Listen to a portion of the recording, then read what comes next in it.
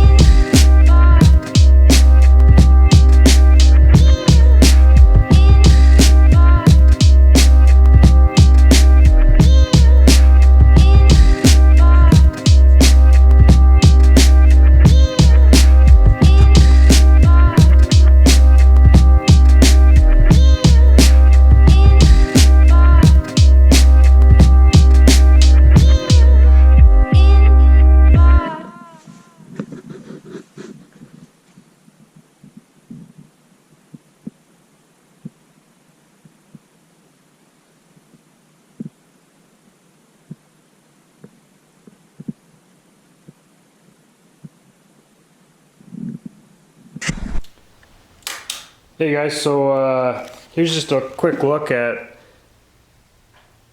the body work I've done on this one. We'll get right in and check some stuff out.